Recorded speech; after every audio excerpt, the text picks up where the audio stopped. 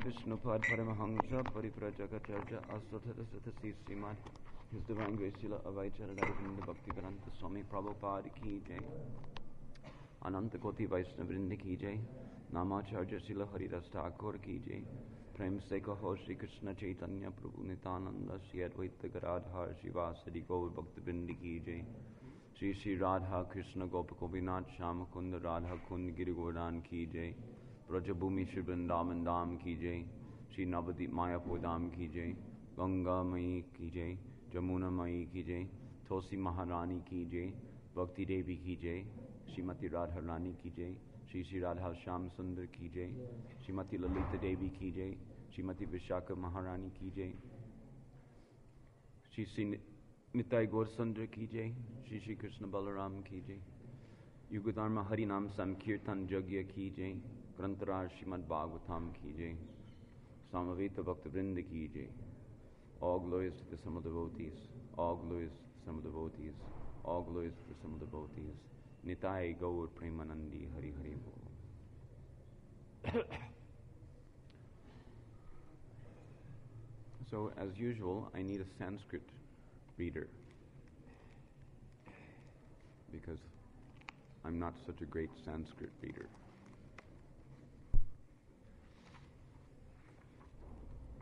So, who will do the honors of reading the Sanskrit for us? Jai Śrīla, you can do? What we're going to do is, because 18 is there, this morning, actually, I wanted to speak on text 20, which has a significantly, let's say, powerful purport, although all the purports are nice, but so what we want to do is we want to read the Sanskrit and translation for, maybe Ram Roy, maybe you can come do it, please. You're my man. You can come over here. Is there another mic? There's no other mic? This other mic is working? Here's another book here, okay.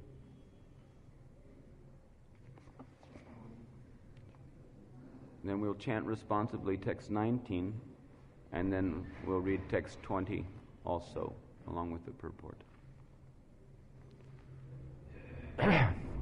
While we're waiting, I just thought that maybe it would be nice to reflect on a previous chapter, just a little bit, because today marks the end of the Katyayani Vrat. And on this day commemorates the day when Krishna stole the garments of the gopis. I hope it wasn't as cold then as it is today. But it was pretty cold, I'm sure. You can imagine how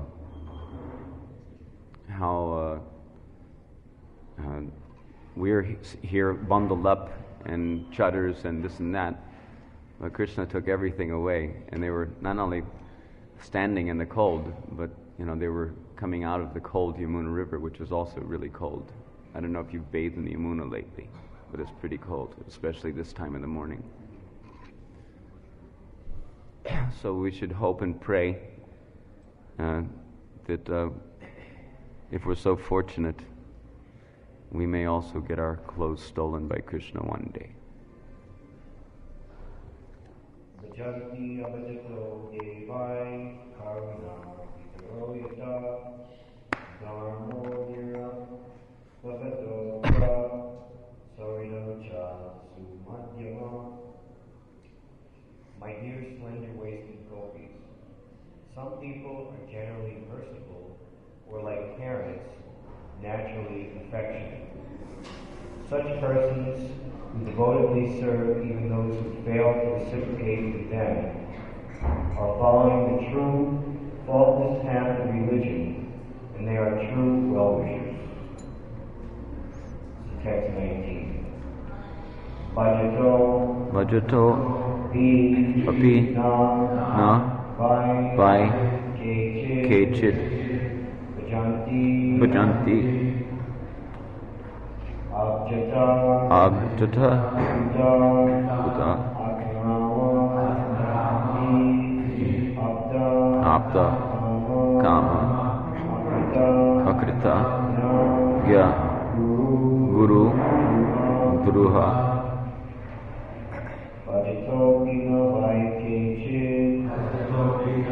Kechit Vajanti Abhajatuta Atmarama Yaptakama Guru Druha Vajatopi Aikechit Vajanti Abhajatuta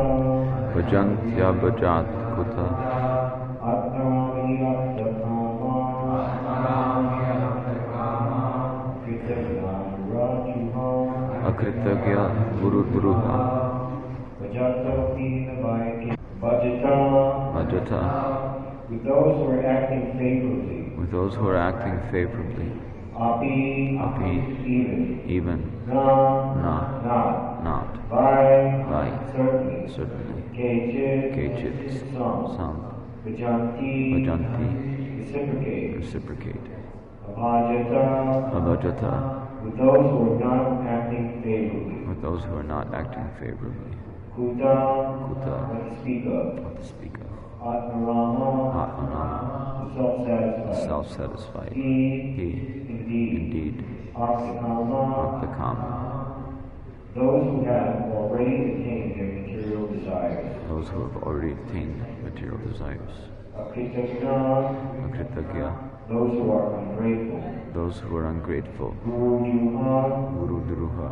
Those who are inimical to superiors. Those who are inimical to superiors. Translation. Then there are those individuals who are spiritually self-satisfied, materially fulfilled, or by nature ungrateful, or simply envious of superiors. Such persons do not love even those who love them, what to speak of those who are inimical. Report. Some people, being spiritually self-satisfied, do not reciprocate others' affection because they want to avoid entanglement in mundane dealings.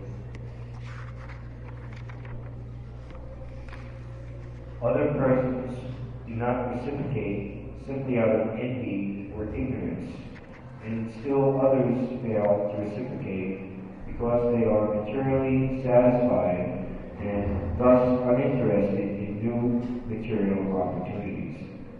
Lord Krishna patiently explains all these things to the gopis. Now, this is a nice purport, and a lot could be said about it, but I think we'll move on and we'll combine the principles. Text number 20. Naham susakyo vajato vijanti vajami amisam manivritti vrittaye yatadanu labda vene naste takchintayanyan nivrito naveda. But the reason I do not immediately reciprocate the affection of living beings, even when they worship me, O gopis, is that I want to intensify their loving devotion. They then become like a poor man who has gained some wealth and then lost it, who thus becomes so anxious about it that he can think of nothing else. Report. Lord Krishna states in Bhagavad Gita, Ye tam mam padyante samskritaiva vijamyaham. As people approach me, I reciprocate with them accordingly. Yet, even if the Lord is approached by someone with devotion, to intensify the devotee's love, the Lord may not immediately reciprocate fully. In fact, the Lord is truly reciprocating.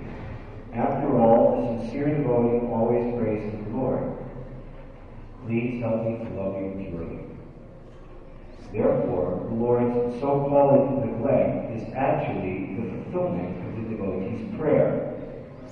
Lord Krishna intensifies our love for him by apparently separating himself from us, and the result is that we achieve what we really wanted and prayed for, intense love for the absolute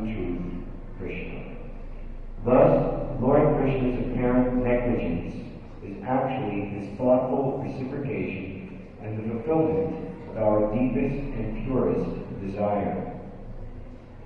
According to the Acharyas, as Lord Krishna began to speak this verse, the gopis looked at one another with squinting eyes, trying to hide the smiles breaking out on their faces.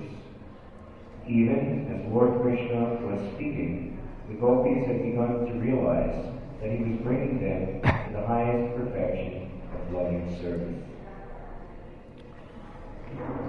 Agyanatimirandasya gananjana shalakaya chakshu amlitam jena tasmai Shri Guruve Namaha. Shri Chaitanya Manobishtam Stapitam Jena Bhutale Swayam Rupakata Mayam Tarati Swapitam Tikam. Hey Krishna Kuruna Sindhu Dinabandho Jigapate Gopesh Gopika Kanta Radha Kanta Namostate Tapta Kanchana Gorangi Radhe Vrindavaneshwari Vrishabhanu Sutidevi Pranamami Hari Priye Shri Radhika Prana Samam Kanyasim Vishaka Kshikshita Shoka Sostavam Lilamritanot Staritanga Madhvarim Anangapovam Pranamami Manjarim Vanchakalpatarubhyascha Kripa Sindhuvyevicha Patitanam Pavanevya Vaishnaveva Namaha. Shri Krishna Chaitanya Prabhu Nityananda Shri Advaita Gadadhar Shivasadi Gaur Bhaktivinoda. Hare Krishna Krishna Krishna Hare Hare Hare Rama Rama Rama Hare Hare. One time Srila Prabhupada was asked by a devotee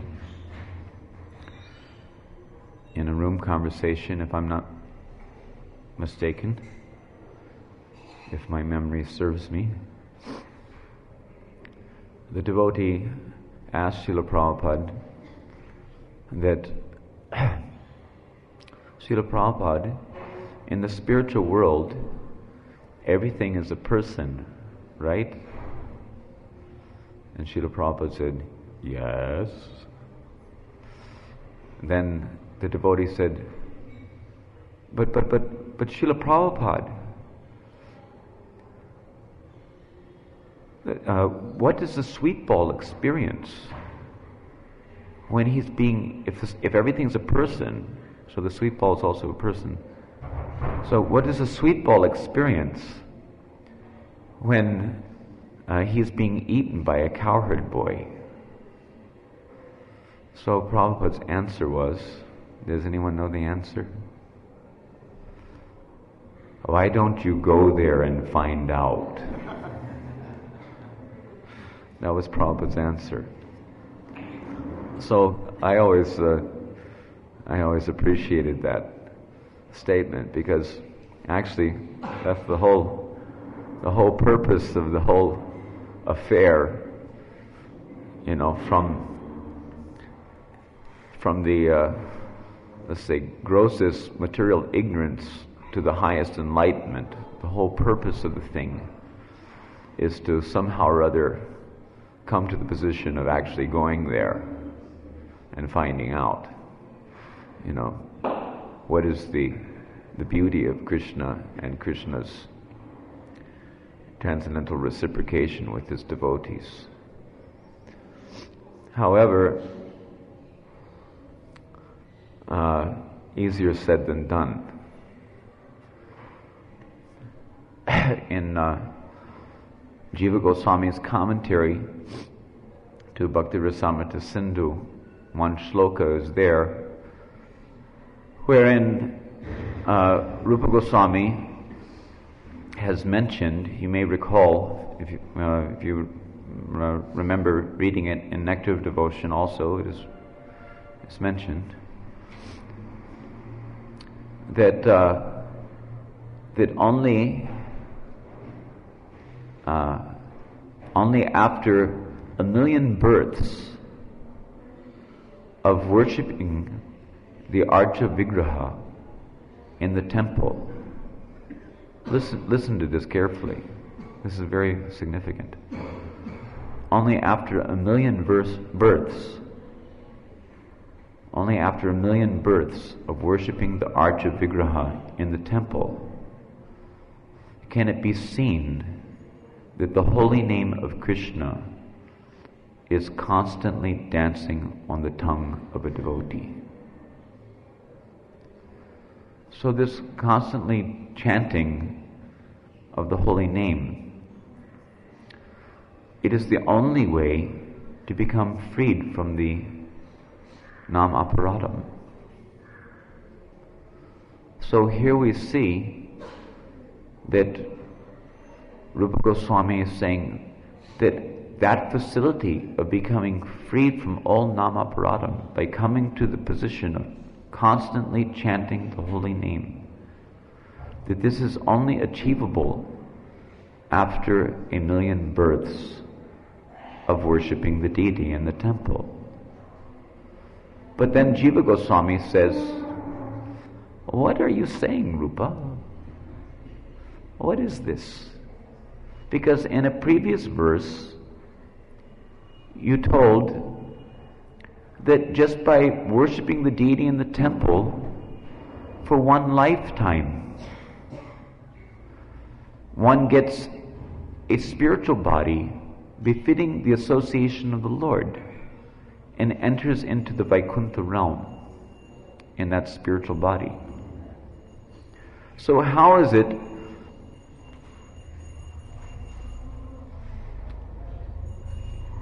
Shri Shri Nitai Gaur Radhe Sham Shri Shri Krishna Balaram Ki Jai.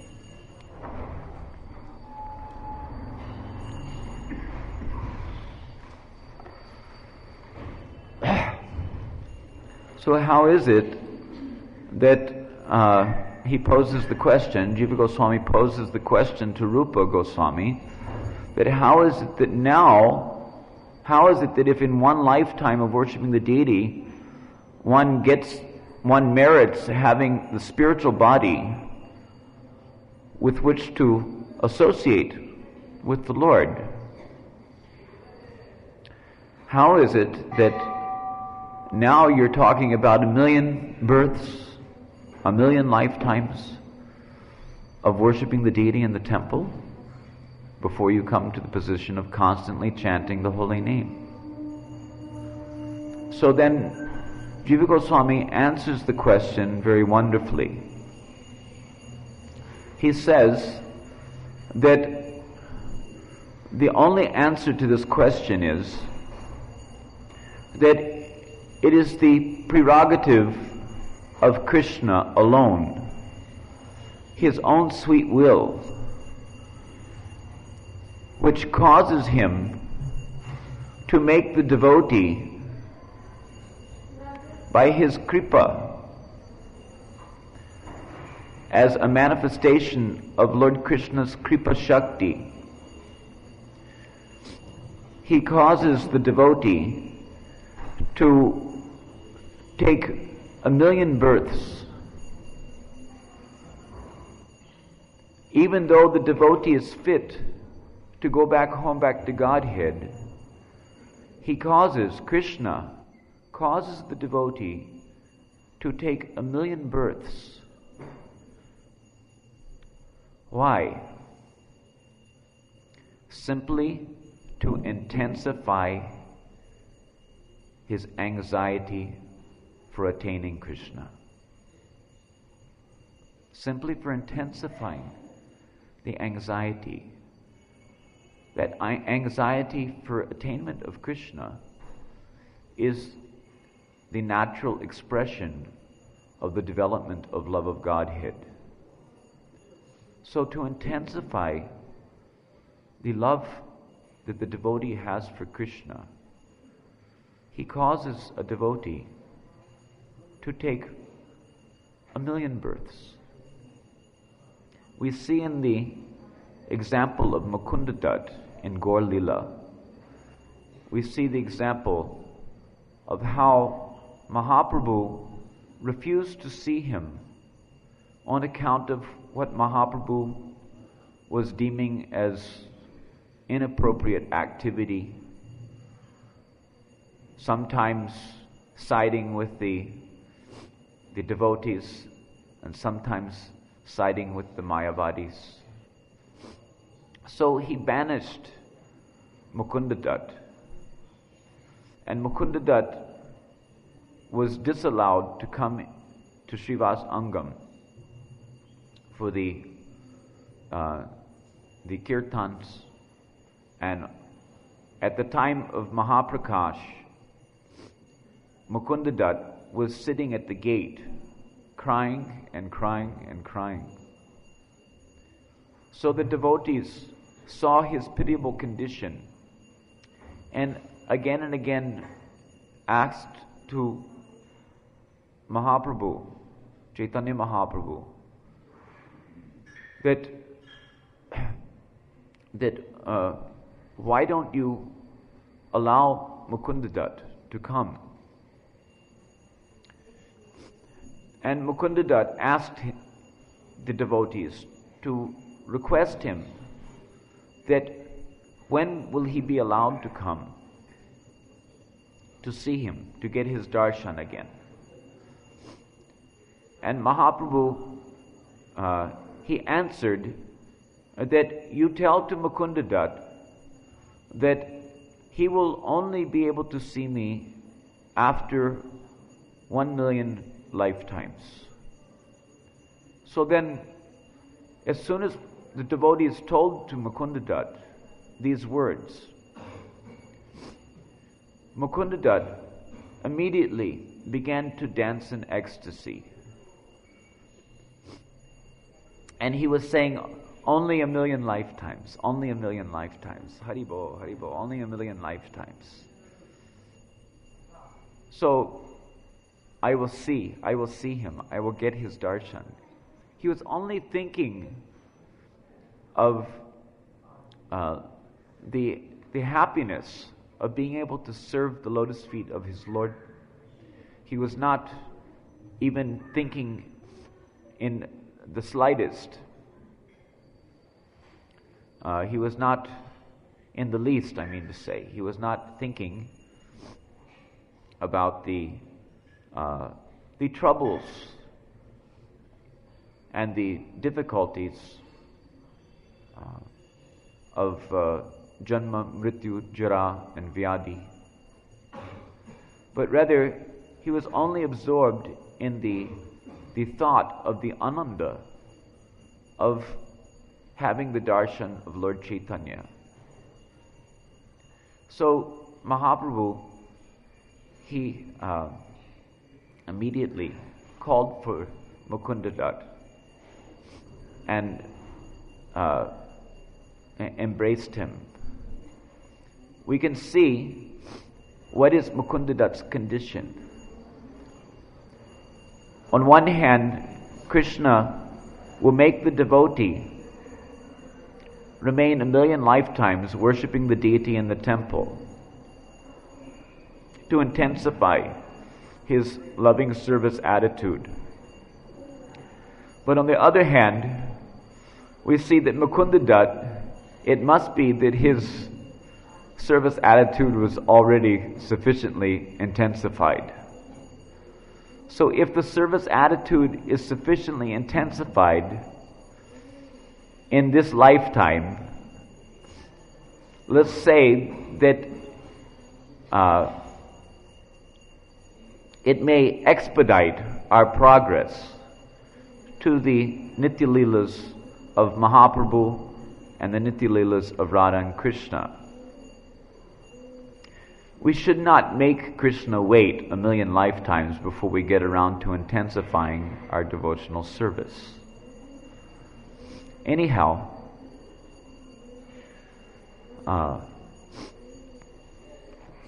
I feel that it is my observation, at least, that this sloka number 20 of the 32nd chapter of the 10th canto of Srimad Bhagavatam is perhaps one of the most profound statements in the whole Bhagavatam. I would like to, bring into the purview of our intelligence the statements of Śrīla Prabhupāda in Krishna book, which are very penetrating, and insightful. And it brings out some very interesting understanding, which I think is, let's say, significant. Krishna indirectly answered the questions of the gopis, even those questions which implied that Krishna did not properly reciprocate their dealings. In answer, Krishna said that he, as the Supreme Personality of Godhead, is self-satisfied. He does not require anyone's love. But at the same time, he said, now this isn't in the Bhagavatam, but this is Prabhupada's, let's say, contribution.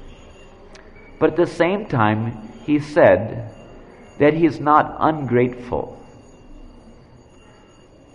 He is always grateful. Of course, I think, Acharya Prabhu, you're going to give class tomorrow, right?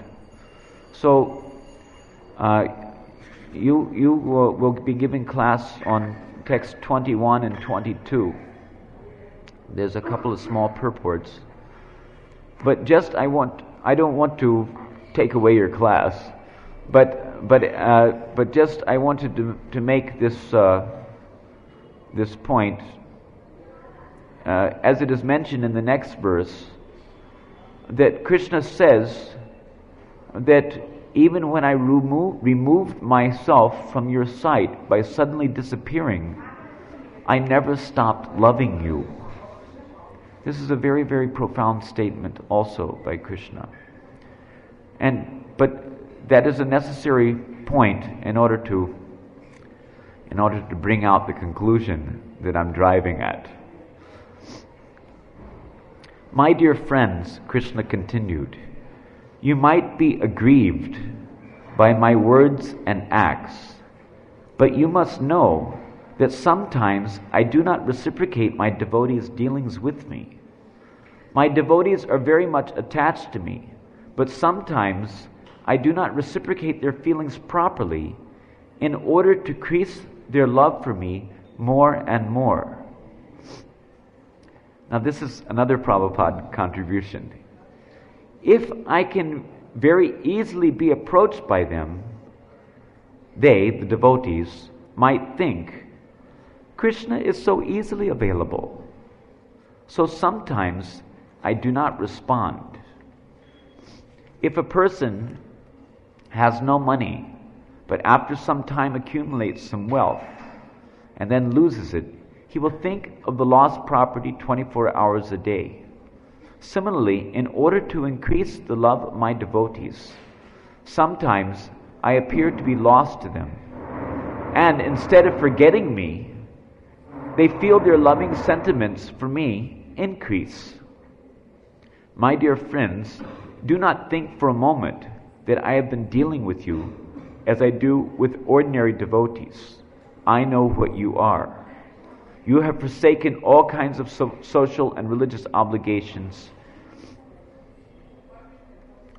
You have given up all connections with your parents without caring for social convention and religious obligations.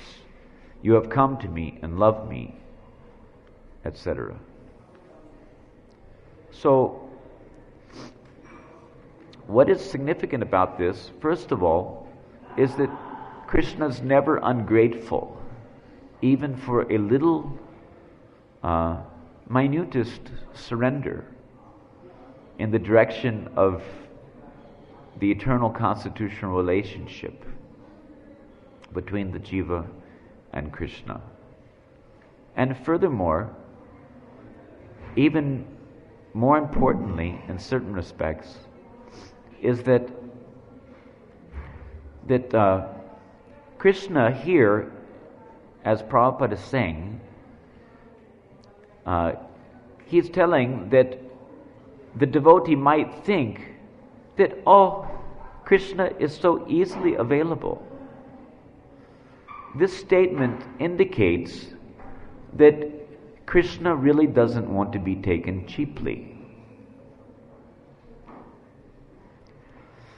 He wants to be, let's say, appreciated. to the nth degree, so to speak. So we should try to appreciate that when Krishna deals with us in various ways, because after all, there's a nice shloka in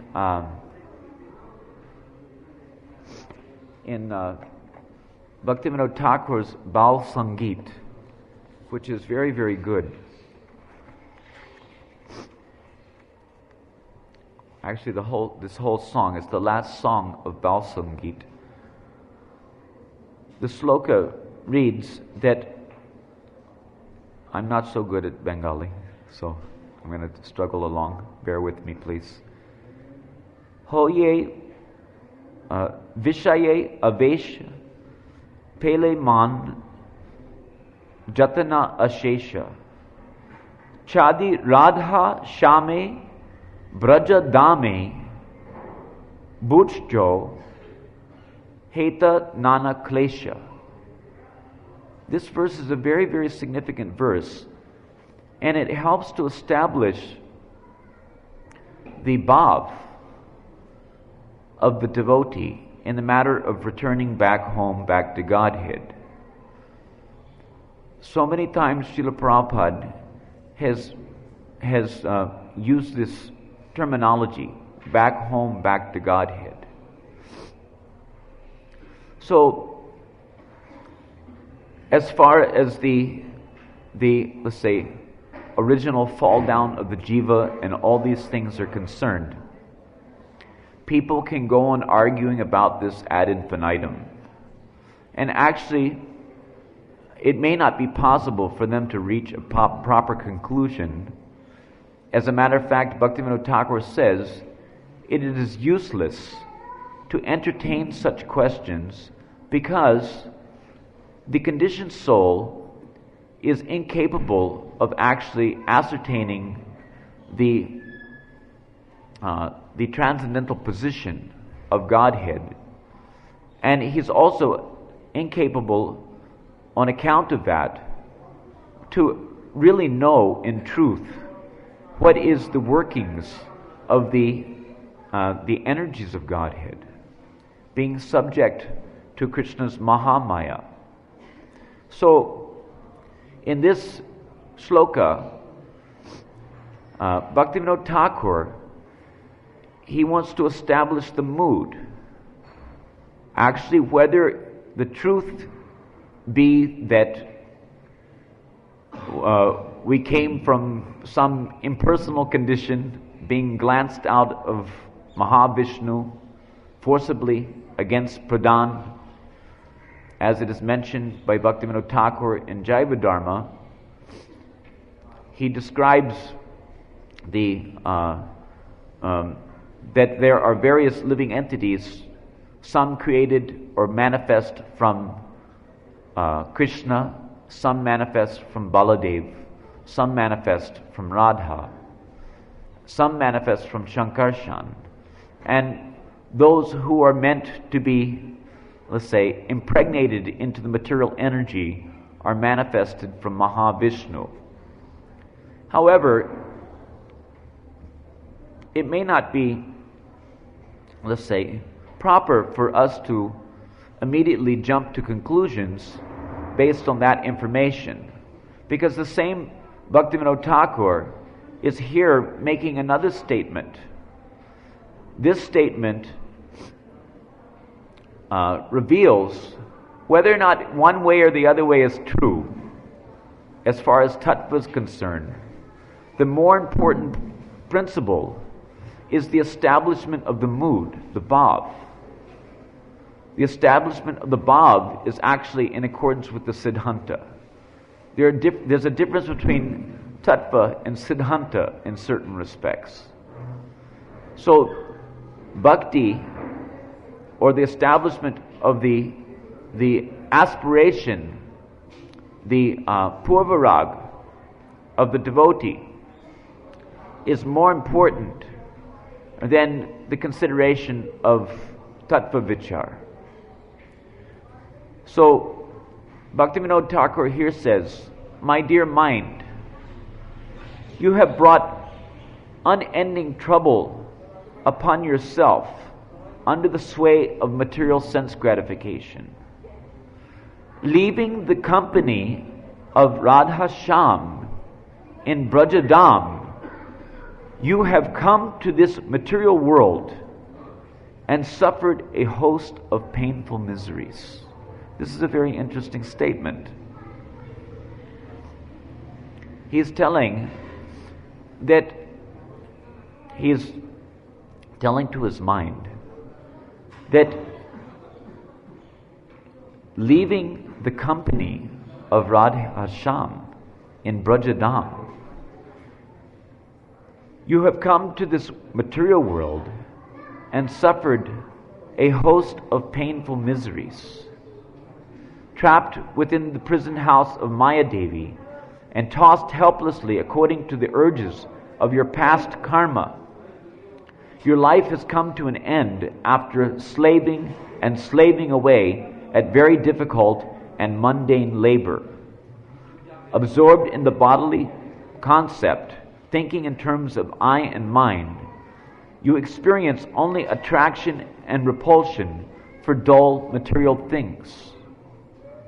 You are actually composed of spiritually conscious bliss, whose only happiness is found in Krishna's seva.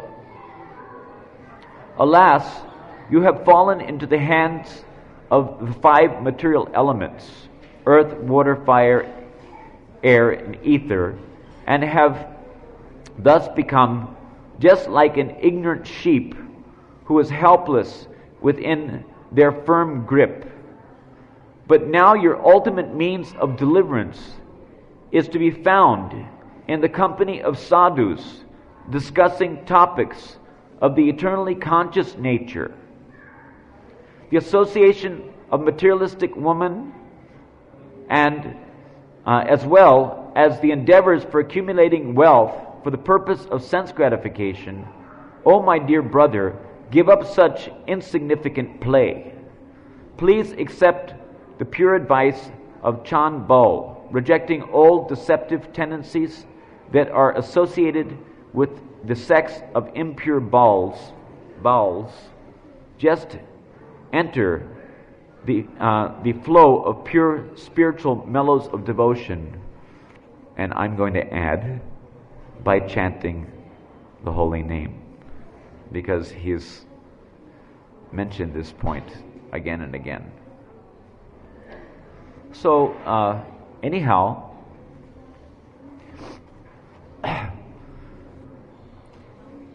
Krishna has a right to any variety of sportive leela.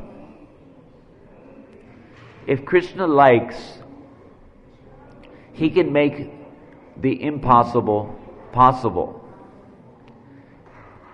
And it may become possible for a living entity to be thrown by Krishna into a situation wherein he has to, let's say, deliver that soul from the clutches of the most abominable condition of life, of abject forgetfulness. Darkness serves a very, very useful and vital purpose in enhancing the beauty of light. Krishna never stops loving us, even if he, by his own will and by his own arrangements, makes for a situation wherein it appears that he is distant from us. It appears that he is non-existent to us. Everyone is looking for Krishna because everyone is anandamaya abhyasat. But Krishna's sportive leelas are such that he always thinks of the welfare of every living entity. Therefore, it is improper to conclude that Krishna ever has anything but our well-being in mind. In Jaiva Dharma, it is mentioned that one disciple of a certain Babaji, who was acting as the guru of the disciple, he asked to Babaji Maharaj that if such sportive play of Krishna comes to be known to the conditioned souls, that he has put the conditioned soul, he has put the soul, the jiva, into terrible suffering conditions of life, just so that he can derive the pleasure of seeing the exhibition of his golden, compassionate nature upon the black background of material suffering, conditional life of the jiva, then will not that jiva, that conditioned soul, become resentful and retaliate against the Lord? So Babaji Maharaj, he answers the question wonderfully. He says, yes, the conditioned soul, if he chances to hear how it is that Krishna has purposefully made the arrangement for the souls to come to suffer in abject ignorance of his transcendental existence, suffering unlimitedly. You can't even imagine how much suffering is going on in the material world. And we can't even imagine how much suffering, so-called suffering, it is actually misery, just like a dream condition. When there's a nightmare, it is miserable. But when one wakes up from the dream, then the state of well-being becomes all the more appreciated. So similarly, Babaji Maharaj tells that the conditioned soul certainly will retaliate, because the conditioned soul is not possessed of pure unalloyed devotional consciousness. But the unalloyed devotee, he will never retaliate against the Lord. The conditioned soul will retaliate, and on account of his retaliation, Krishna will cast that soul again into demoniac species of life to suffer repeated birth and death for another time immemorial, until the conditioned soul comes finally to the perfected condition of life, wherein he doesn't begrudge any amount of suffering that he has to undergo in order to ultimately bring about Krishna's pleasure. That is the pure devotional consciousness.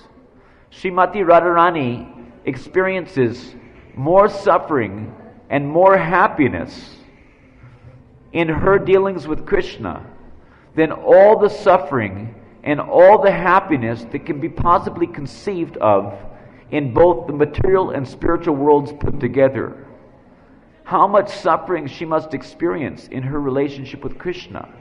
But what is her mentality? Her mentality is given to us by Chaitanya Mahaprabhu, by the grace of Krishnadas Kaviraj Goswami in Chaitanya Charitamrita,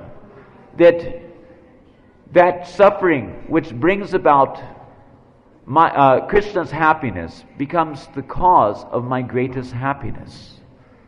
So a pure devotee will never begrudge Krishna.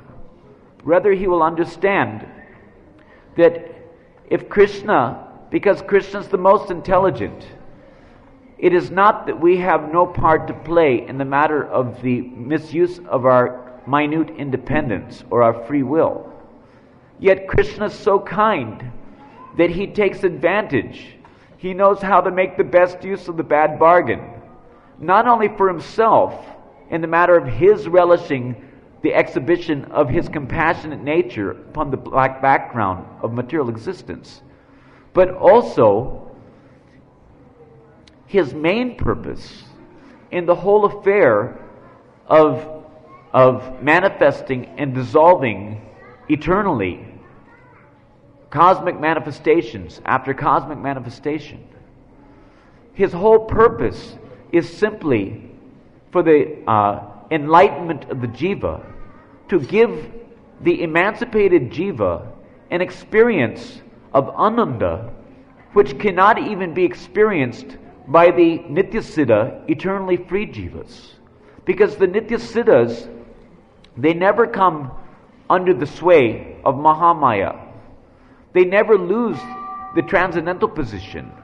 Even devotees like Jai and Vijay, who fell down, or not fell down, but were cursed to come again to this material world after their emancipation, they never even came under the influence of the three modes of material nature as Hiranyakashipu, Hiranyaksha, and other incarnations of themselves.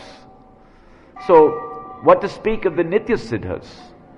What to speak of Radharani? What to speak of Krishna?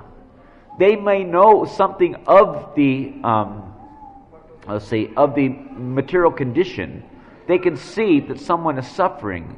So in certain respects, they may be able to empathize and manifest compassion on one level. Even because Krishna never stops loving us, he continues to reside within the heart of every living entity, in the body of a pig, in the body of a worm and stool, in the body of a demigod, or in the body of human beings, etc. So he's continuously remaining with us, inspiring us in various ways, so as to bring us ultimately to the supreme conclusion of transcendental enlightenment, which by contrast to the darkness is experienced wonderfully in a way which can never be experienced even by the eternal associates of Krishna. Therefore, Sanatana Goswami in Brihad Bhagavatamrita, he proclaims that the emancipated jivas who are coming from this material world to the, eternal association of Krishna in the spiritual world are Krishna's dearmost devotees. And being Krishna's dearmost devotees, Krishna very often asked the emancipated jiva, when he gets back home, back to Godhead, Krishna asked them, my dear Swarup, you say that you are my unalloyed pure devotee, and you have unconditional love for me. Yes, anything you say, Krishna. Then could you please do me one favor? Because after all, there's no one more qualified than you. No one who can empathize with the plight of the fallen conditioned souls more than you. My dear Swarup, could you please go back to the material world to deliver the fallen conditioned souls? Sanatana Goswami says that very often Krishna asks this of the emancipated jiva, because no one can understand what is in store for the jiva. No one can understand the nature of the darkness of material existence like the emancipated jiva.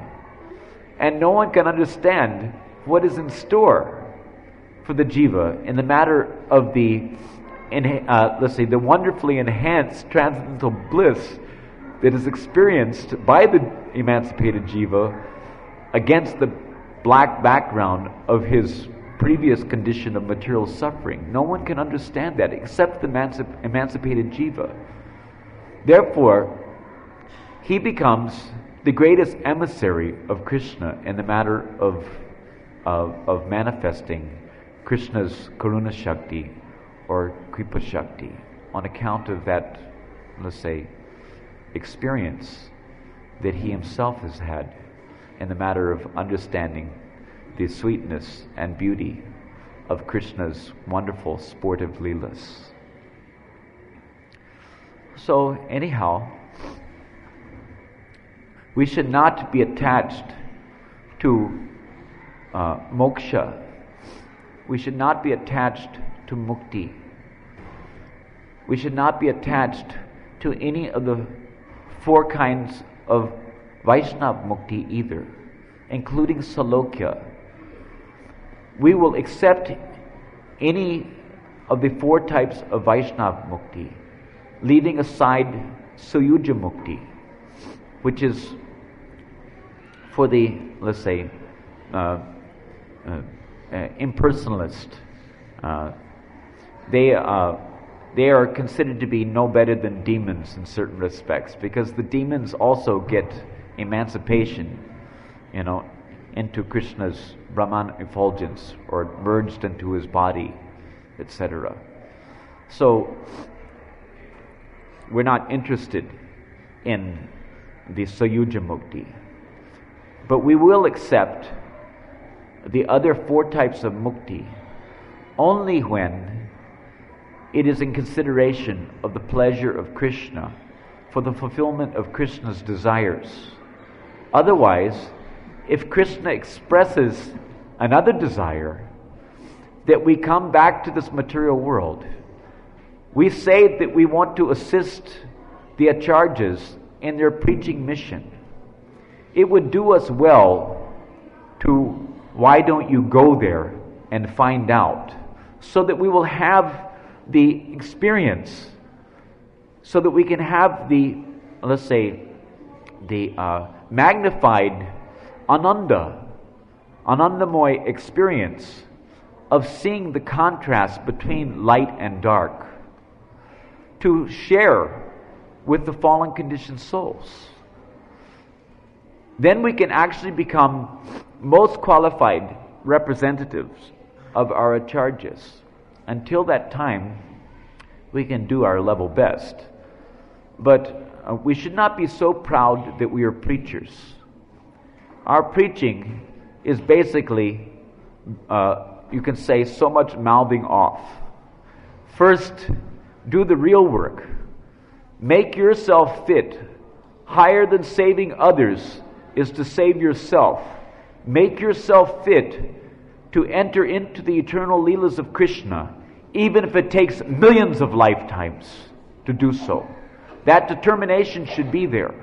Our anxiety for going back home, back to Godhead, for gaining the transcendental experience of Krishna's compassionate nature, which is golden in complexion.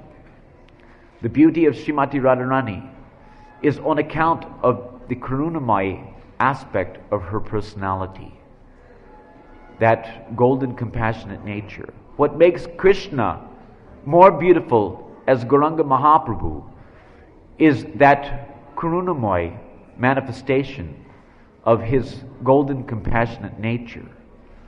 Krishna wants to see the exhibition of his golden compassionate nature on the black background of material existence, but moreover, he manifests as Mahaprabhu to go into the depths of the darkest regions of Kali Yuga in order to even magnify to a greater magnitude the experience of himself, his own compassionate nature upon this material existence.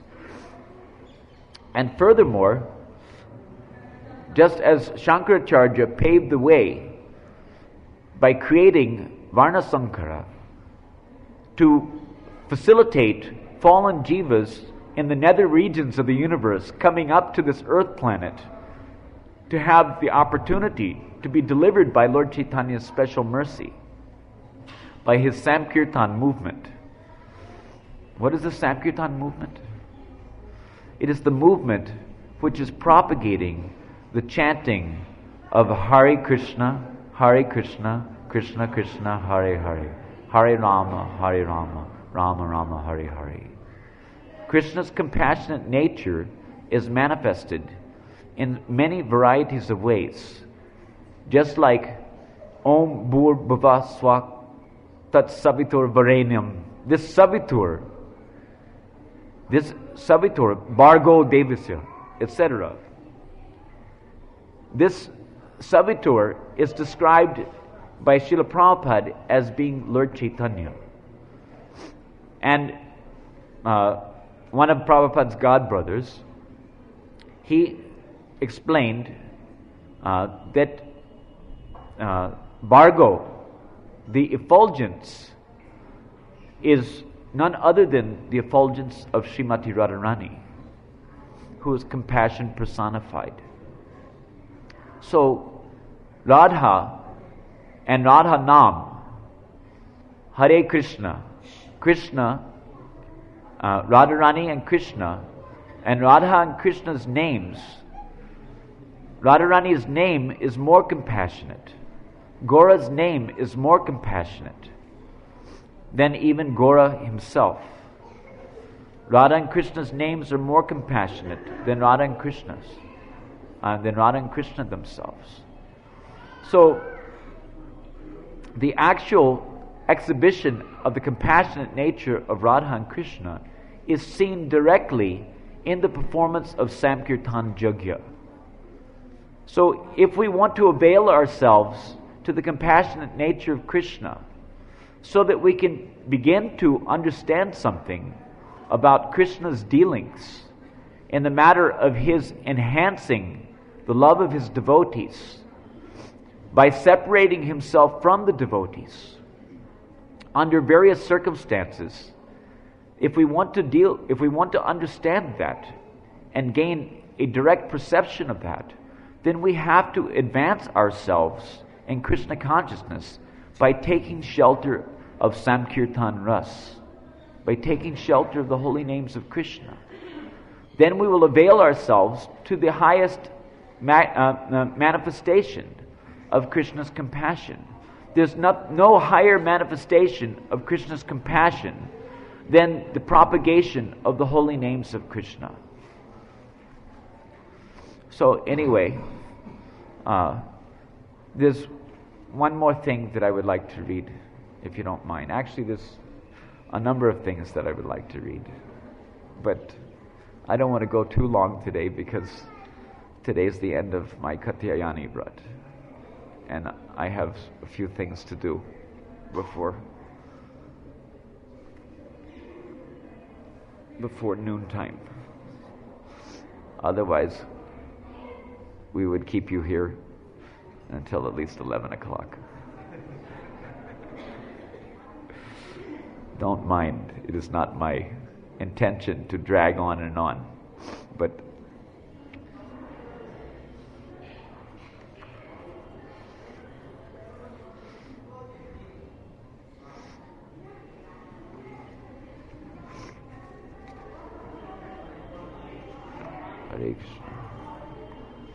I want to read something very interesting, which is corresponding to this subject matter, although it is hailing from Krishna's Dwarka Leela. This is in the story called Talks Between Krishna and Rukmini in Srila Prabhupada's Krishna book. Krishna is answering Rukmini. He says, this is in Krishna's answer. I'm only going to read a portion of it. My dear chaste and pious wife, I have tested on the basis of strict chastity your love for your husband, and you have passed the examination most successfully. I have purposely agitated you by speaking many words not applicable to your character, but I am surprised to see that not a pinch of your devotion to me has been deviated from its fixed position. My dear wife, I am the bestower of all benedictions, even up to the standard of liberation from this material world. And it is I only who can stop the continuation of material existence and call one back home, back to Godhead. One whose devotion for me is adulterated worships me for some material benefit. Hare Krishna. One whose devotion for me is adulterated worships me for some material benefit, just to keep himself in the world of material happiness, culminating in the pleasure of sex life. One who engages himself in severe penances and austerities just to attain this material happiness is certainly under the illusion of my external energy. Persons who are engaged in my devotional service simply for the purpose of material gain and sense gratification are certainly very foolish. For material happiness based on sex life is available in the most abominable species of life, such as the hogs and dogs. No one should try to approach me for such happiness, which is available even if one is put into a hellish condition of life. It is better, therefore, for persons who are simply after material happiness and not after me to remain in that hellish condition. Just see. Better not to approach Krishna. Although it is mentioned, sarva, what is it? Akama, sarvakama va moksha kama dharati, etc.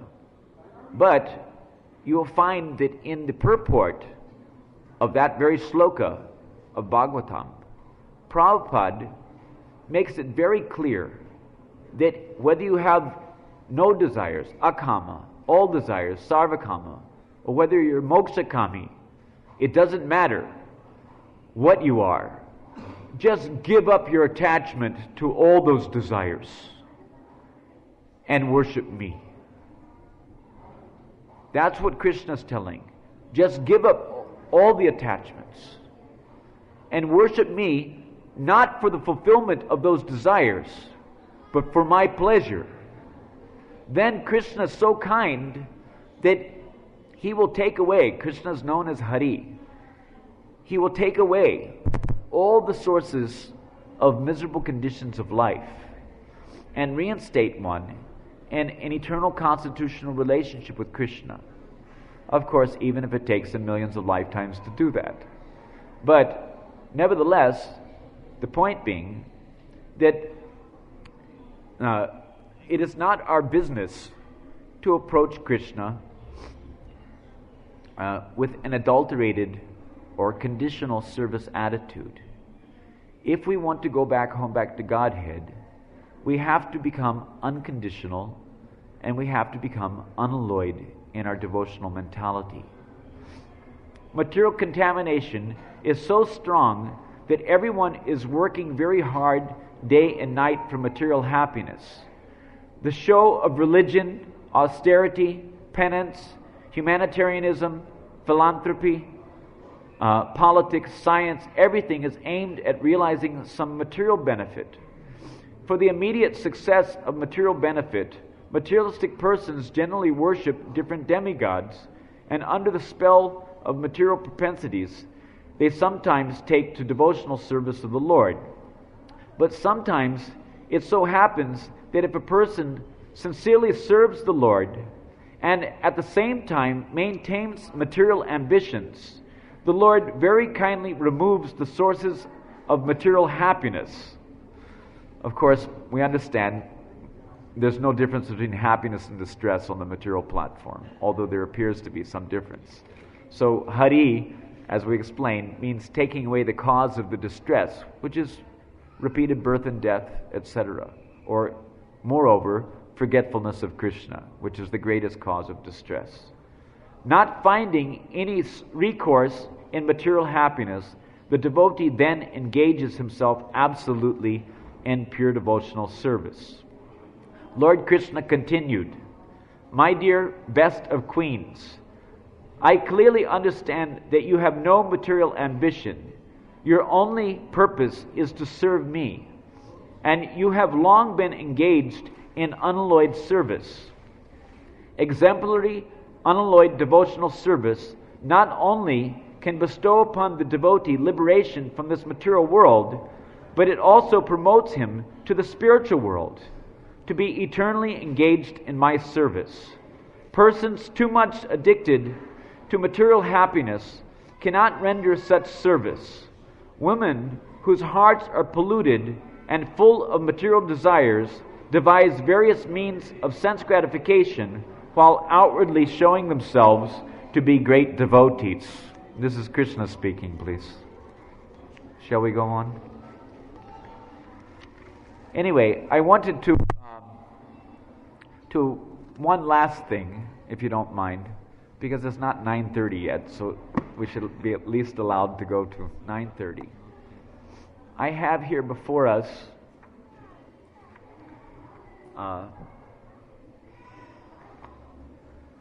Madhurya Kadambini, which is a very important book for anyone who wants to get a glimpse at the let's say, progress of devotional service from Shraddha to Prema and beyond. It's very important. I want to, at this point, just for our edification, because hardly we can expect that the most of us are, let's say, relishing the nuances of Prema Bhakti Ras. But still, it's important that we at least have a look at what is in store for us in the matter of, let's see, achieving that Prayojan Siddhi, so that we can at least be tempted to try for it. So I'm going to read a considerable section, if you don't mind. Please listen carefully, because it's very beautiful. I won't be able to read all of it, but I would like to read a few paragraphs. Do you mind listening to my attempt to read these things? I hope that sometimes people say that it's better to just shoot from the hip, and speak than trying to read, because people get bored of reading. But this is very, very nice subject matter, and I hope that the atmospheric conditions allows for the assimilation of this subject matter, at least to some extent.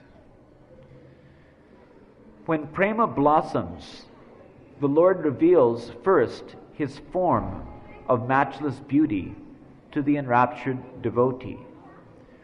This is very much in line with the discussion in text number 20. So that's why I'm bringing it out a little. The devotee's senses and mind become one, and he beholds with all his senses the Lord's exquisite beauty. At the sight of the Lord's unparalleled beauty, the devotee feels ecstatic symptoms, astasattvic vikara, like being paralyzed, quivering, weeping, and so on. These ecstatic symptoms begin to hinder his vision of the Lord. See. His own ecstatic symptoms is causing separation, which does nothing more than enhance his love for Krishna, intensifies his anxiety for attaining Krishna. All of this that I'm going to read now, all of this will be experienced by a devotee who achieves prema in the present lifetime while he's still, you can say, externally confined to his sadhak deha.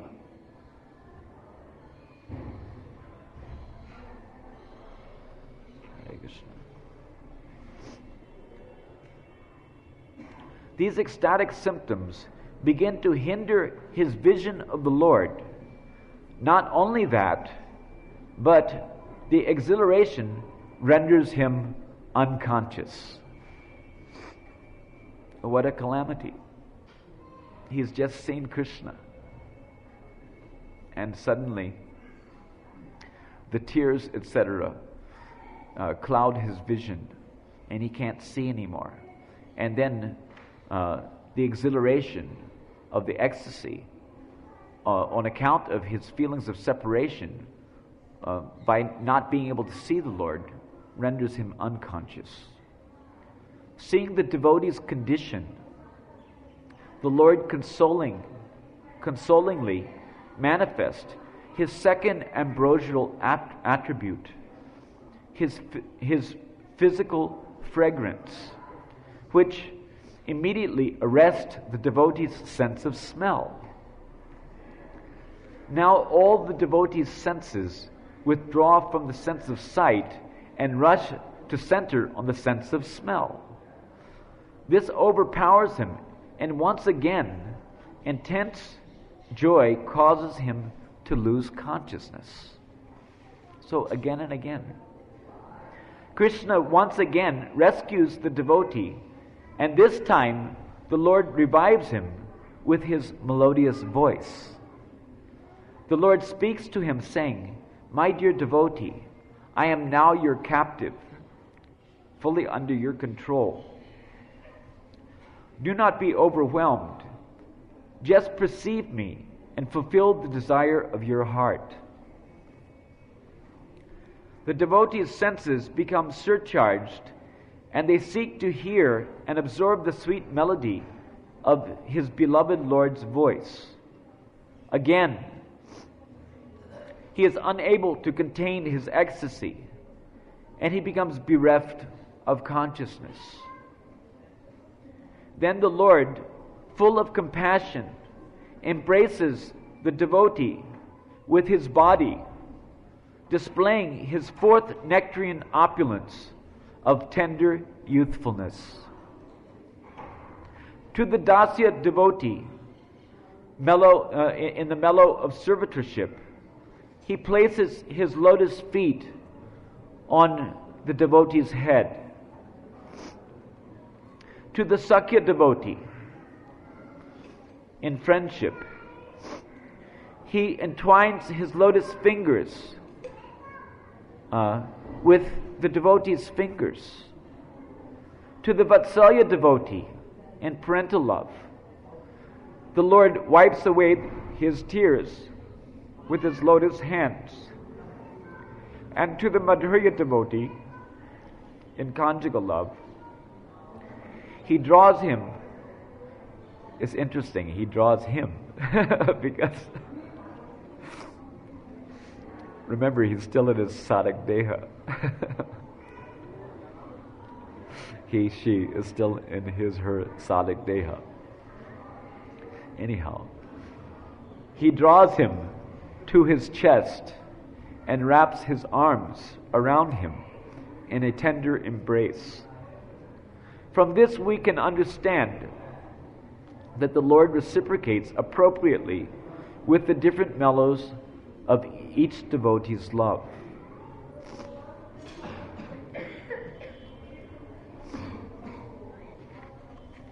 Just as before, when the devotee swoons in indescribable joy, the Lord shows his fifth opulence that of versatile, loving exchanges. Krishna offers the devotee sublime ambrosia in the form of chewed remnants from his mouth and lips. As the bhakta fully relishes it, his sense of taste becomes satiated. At this stage, the Lord appears to his devotee, who is now absorbed in the conjugal mellow, and initiates him into a transcendental emotional exchange of intense loving intimacy, long coveted by him. Of course, the Lord never divulges such a confidential mood to any other devotee except one in the Madhurya Ras of the conjugal mellow.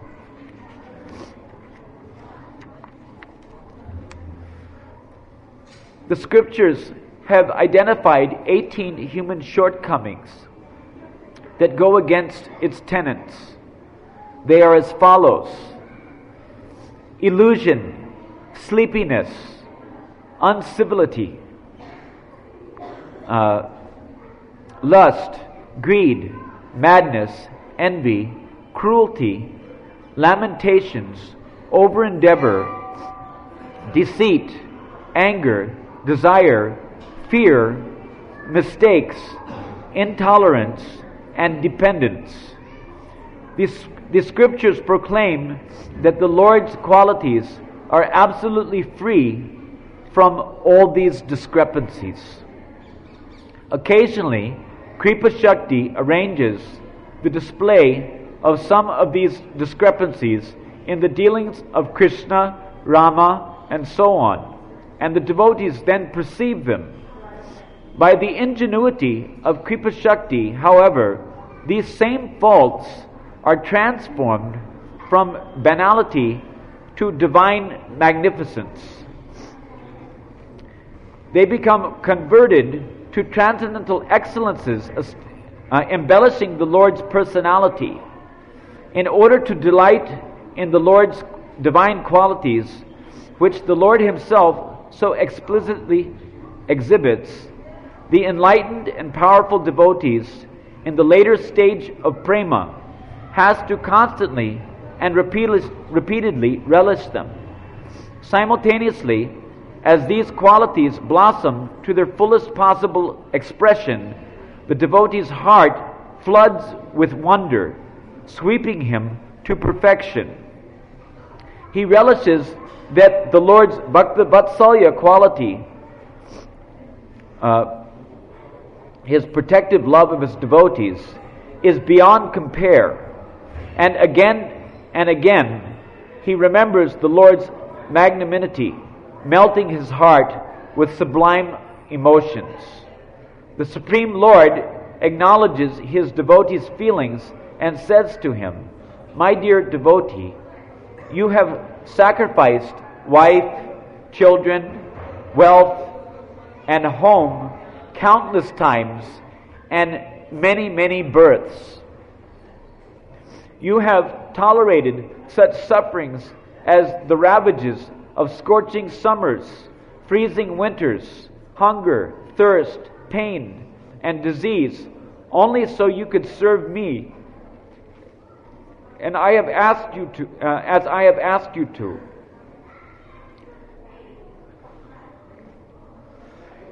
You have disregarded a million humiliations from others and maintained your life by begging.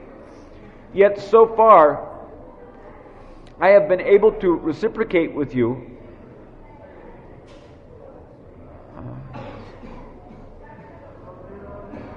Yet so far, I have been unable to reciprocate with you and offer you anything. This makes me indebted to you. Now tell me, please remember, just like the gopis, Krishna's telling in the next verse, which Acharya will speak on, Acharya Prabhu will speak on, how it is that Krishna says that I cannot repay my debt. So here, that was for the gopis who had attained Vastu Siddhi. Krishna does this again and again and again. You know, all along the way, he as we pointed out in the beginning, he is not ungrateful even for the slightest service. Hare Krishna. So, this makes me indebted to you. Now tell me, what can I offer you? Lordship of the entire universe? The position of Lord Brahma? All the mystic opulences and so on are not befitting. Hence, how can I offer them to you? It is becoming of a gentleman to offer, is it becoming of a gentleman to offer grass, straw, and other animal fodder to a human being? Considering all this, I offer myself to you. There's a nice statement in Tulsi Mahatmya in this regard.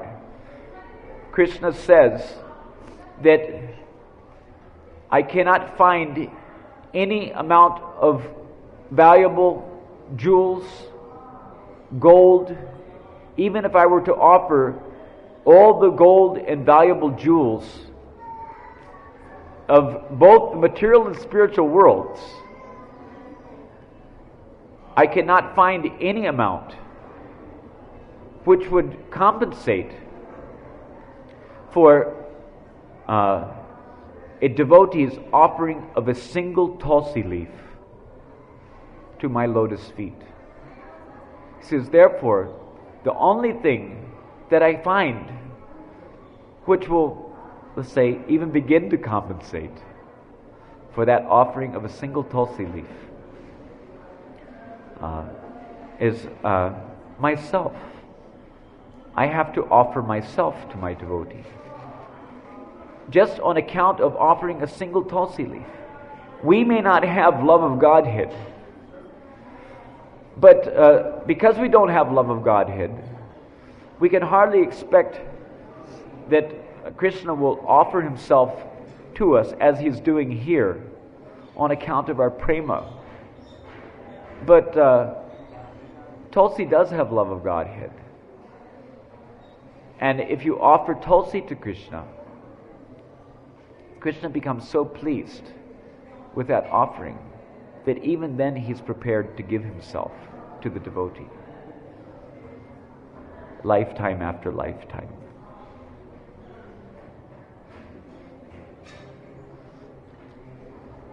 I offer myself to you, although I am unconquerable and indomitable.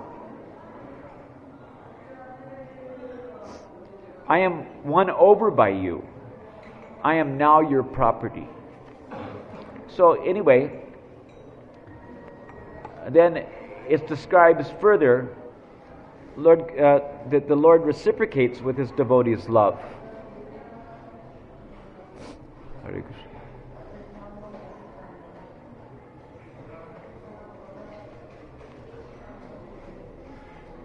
In that I wish we had time, I could read more, but I'm not going to read much more here. I'll just explain it to you to make it shorter. That Krishna, when the devotee is lamenting and lamenting on account of his realization of his inability to properly express himself in his attempt to glorify Krishna, he swoons and becomes enwrapped in meditation. And at that time, Krishna manifests Brajadam, and then he manifests the cowherd boys and the gopis.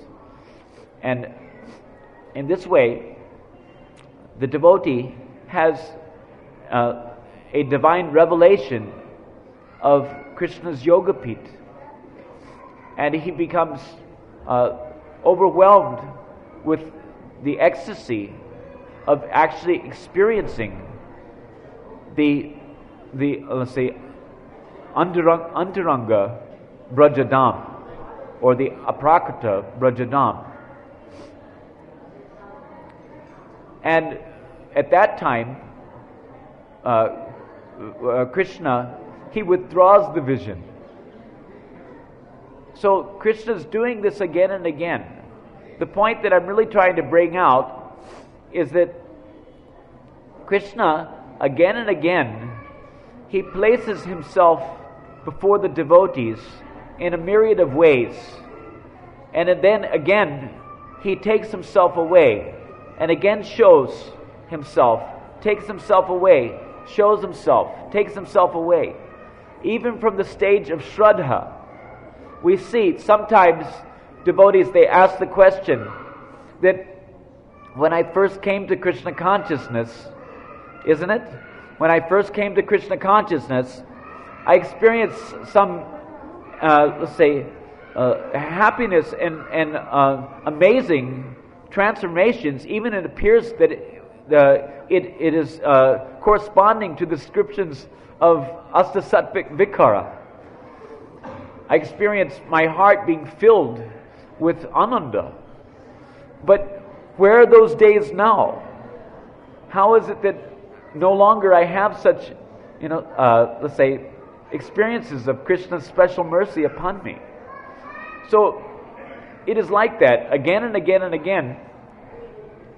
It's like Krishna's, you see in Chaitanya Mahaprabhu's Leelas, how it is that Mahaprabhu at Jagannath Puri, when he was wandering, he saw Krishna playing flute behind a tree. And then as he's running to catch Krishna, Krishna disappears again. And then, tweedledee from behind another tree. So it is like that. Mahaprabhu is again and again. Sometimes we hear the beauty of Krishna's flute, even in the matter of our hearing Srila Prabhupada's chanting of the Maha Mantra as Krishna's flute is manifesting, or we get a glimpse of the beauty of Krishna's Leelas by reading the pages of Srimad Bhagavatam. And in some respects, it might be said that Krishna, even in these cases, covers our vision. Sometimes he lifts the veil of Yogamaya, and sometimes he lets the veil again cover.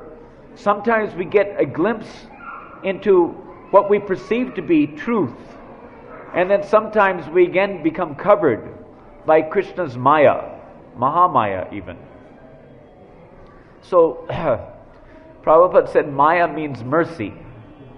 So we should always think that Krishna, in every respect, at the very onset of the jivas coming to this material world, Krishna always has our well-being in mind.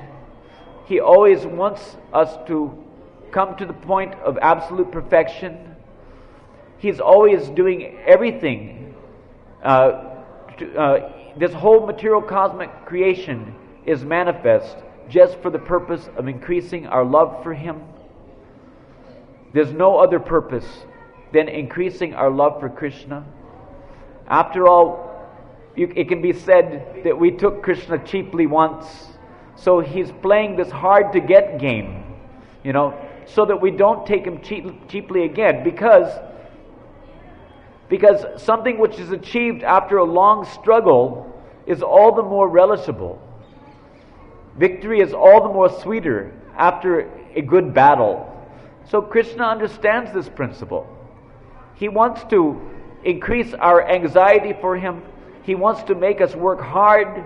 It's just like if someone works very hard for his money, then he becomes more attached to his money.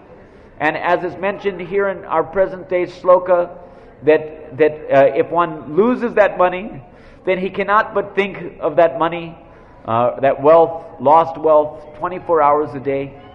So in this way, Krishna is making it possible for a devotee to gradually increase his anxieties and appreciation for Krishna's, let's say, little drops of nectar, little drops of mercy all along the way. It is not that we have to, be on the topmost platform of Mahabhav before we can begin to appreciate this principle. However, we should understand that just as Krishna plays hard to get, now this is the punchline, if you don't mind. Just as Krishna plays hard to get, because he doesn't want to be taken cheaply.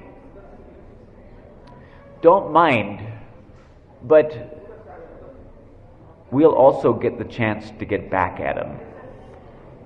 We'll get the chance to get back at him. In other words, he's put us into so much anxiety, so much trouble, so much, suffering conditions of life, and all along the way, increasing our anxiety from, the most degraded condition all the way up to the topmost position of Mahabhav. When we come, if by Krishna's grace we come to that position, if by our Guru's grace we come to that position, when we come to that position, and even before we come to that position, in certain respects, we can at least anticipate and appreciate the bhav, that why it is that Radharani manifests her man, why it is that she manifests jealous anger, why it is stated that Mahatmanas tumam partham daivim prakriti ashrita. Why is it? Radharani, she plays hard to get for Krishna.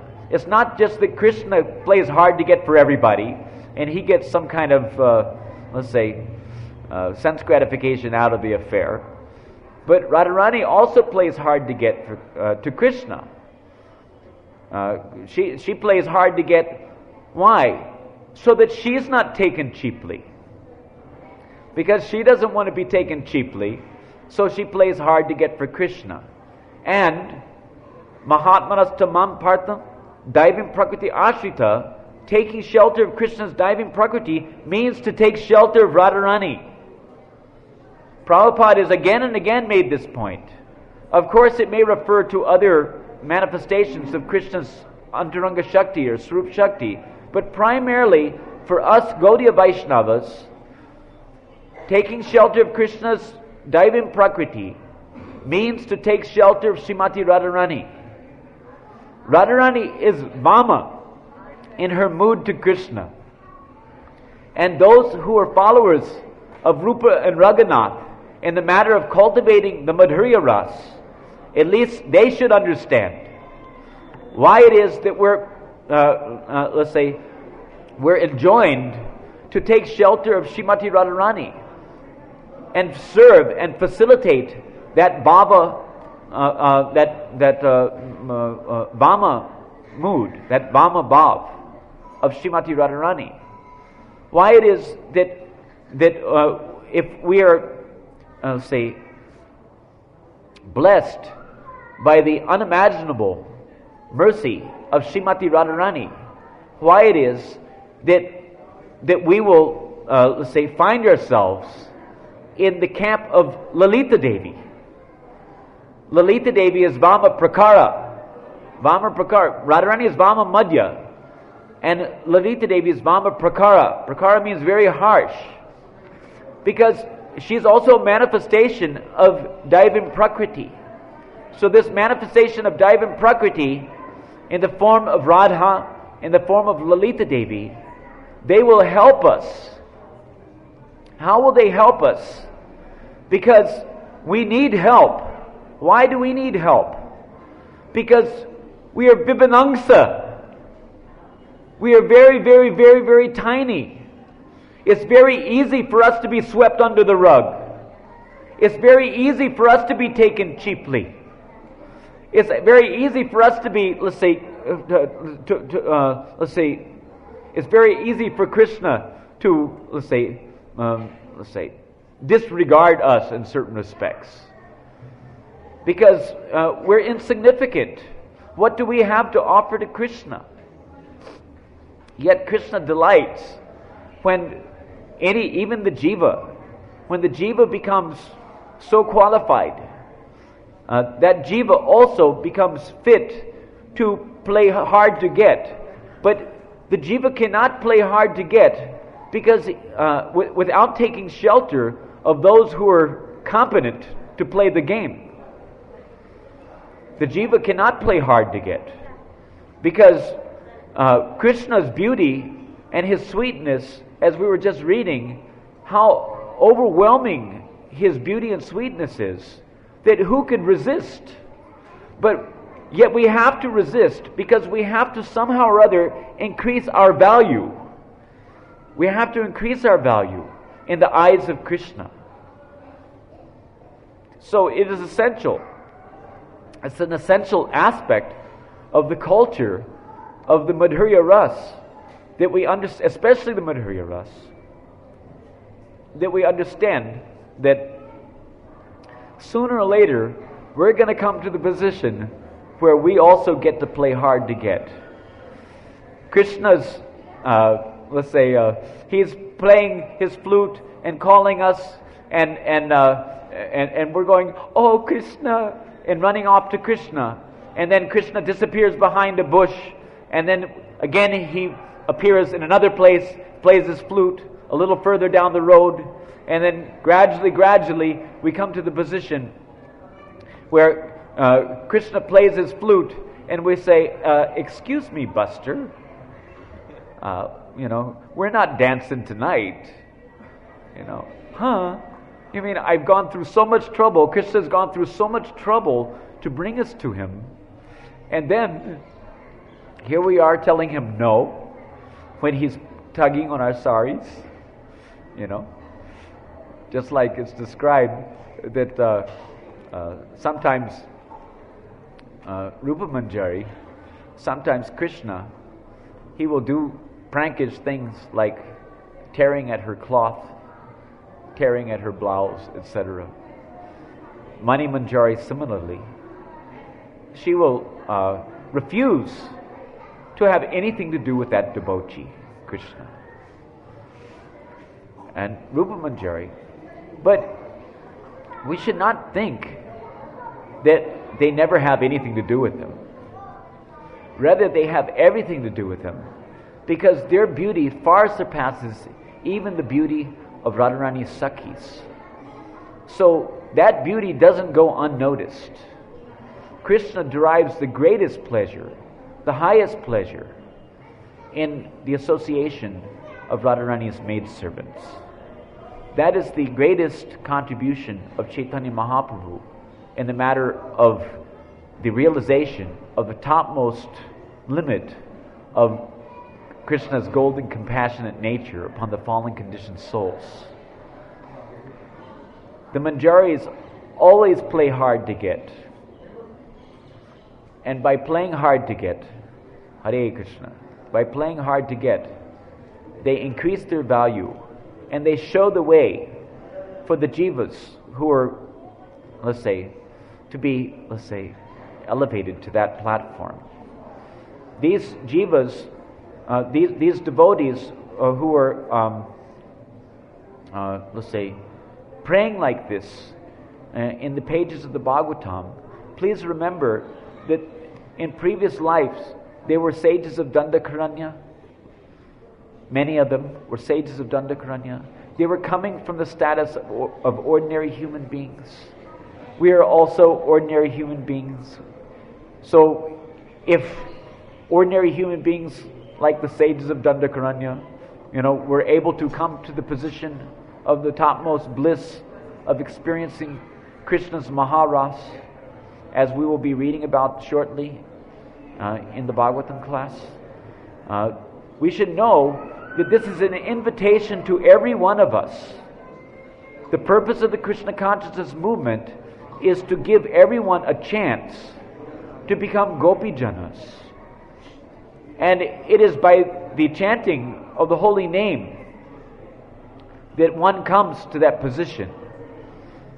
By the chanting of the holy name of Krishna, one, discovers the nature of his natural inherent capacity for loving Krishna in one of the 5 primary rasas.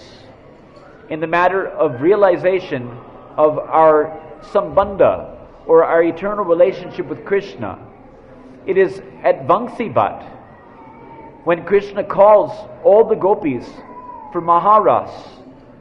The gopis, they come to the position of the Sadhan Siddha gopis.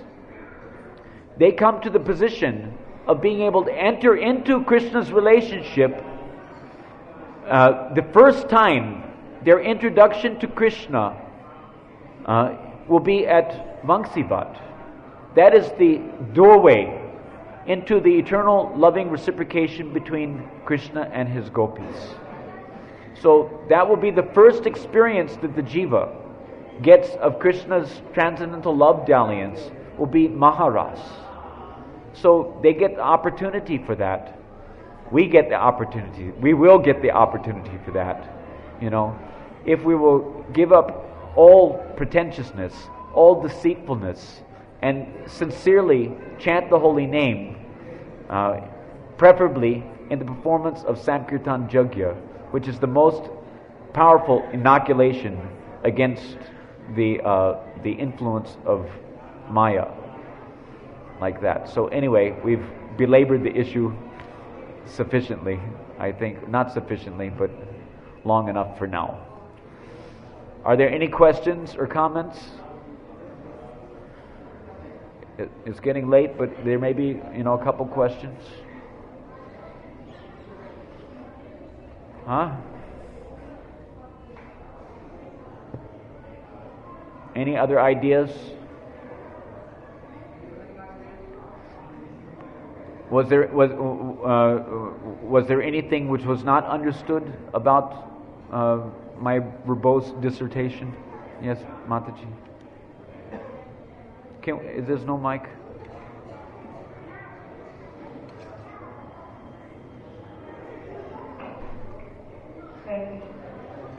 You mentioned that we should desire to enter into the eternal pastime, and you were mentioning that we should not, if I heard it correctly, that it's not through preaching we will be entering into the pastime.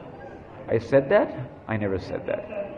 We should desire to enter into the eternal pastime. So what was that? No. The preaching part. Now the point is that we should not be proud of ourselves as preachers. That was the point. That we should not be proud of ourselves as preachers until we've gone there. Why don't you go there and find out? That was the point. Why don't you go there and find out what is the experience? Get the experience of the let's say, Ki Jai. The experience from darkness to light that the emancipated jiva has by Krishna's grace. It makes the devotee the most fit in the matter of preaching Krishna consciousness. So our real business is to make ourselves fit. Higher than saving others is to save oneself. There will be an eternity, because the material world is vyakta and avyakta for eternity. There will always be unlimited conditioned souls to come back to deliver. It is not that we have to, let's say, of course, we don't want to deprecate the principle of practicing our exhibition of compassionate nature. Therefore, I say Harinam Sankirtan, because Harinam Sankirtan means Harinam Prachar.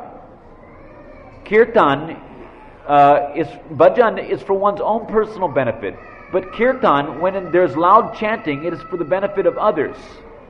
So, because we are part and parcel of the compassionate nature of Krishna, it's necessary for us to somehow or other augment our compassionate nature. So that we can see our own compassionate nature, which is the very let's say, foundation of the bliss that we experience against the black background of our most selfish condition of life in material existence. So that broadcasting of the holy name of Krishna, is the best means by which one can both experience Krishna's compassion and experience the awakening of one's own compassionate or pramic nature. So my question is that we don't have to separately desire to be in the eternal pastime of Krishna. Do you have to? Yes. Why not? Desire? Separately? Why do you have to say separately? Spreading Hari or something. No, just Isn't it an automatic process? no. It's not an automatic process. That's a very good question. It's not an automatic process. The process is that the chanting must be done with conception. A conception is there when we will hear from authorities. What is it? Shrotriyam Brahmanishtam. Shrotriyam means to hear from authorities. So, to come to the spiritual platform, we have to hear from the authorities. Hearing from the authorities means there's like practically unlimited subject matter for hearing, because the absolute is unlimited. So we can go on hearing ad infinitum about the pastimes of Krishna. But as Prabhupada is told, by desire we come to this material world, and by desire we get out of this material world. As I pointed out in previous classes, that it's very necessary to understand what should be the direction of our desire if we want to refine the quality of our chanting. Someone may let's say, be chanting, but instead of thinking of, instead of having the aspiration to enter into the Braja Leelas, he may be chanting in a generic sense, or maybe he's thinking Hare Rama means Ramchandra, etc. Even if you're thinking Hare Ram means Balaram, if you're attached to the let's say the feet of Balaram, then you will not achieve the Madhurya Ras. It is unlikely. Although Nityananda Ram is, let's say, empowered, as an empowered feature of Balaram to also give the Madhurya Ras. But Baladev, he introduces you to his Madhurya Sarup, Anangamanjari, who then introduces you to the service of Radha and Krishna. Heno Nitai Bine Bai Radha Krishna Paite Nai. Nitai is Anangamanjari in Tattva, inclusive of that Tattva. And as such, she is Adi Guru in the Madhurya Ras, who acts as the liaison between the Jivas and Radha and Krishna's sevas.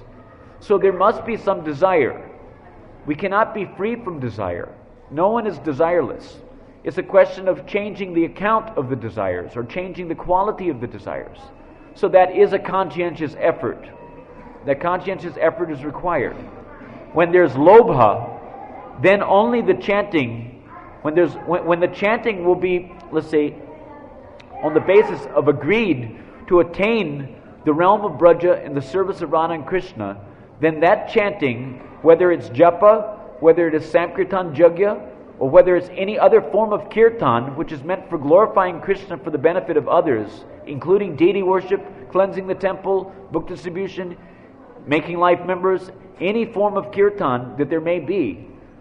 This kirtan only becomes rag bhakti when there is lobha, for attaining the ultimate goal, the desired objective of Radha and Krishna prema, or Braja prema.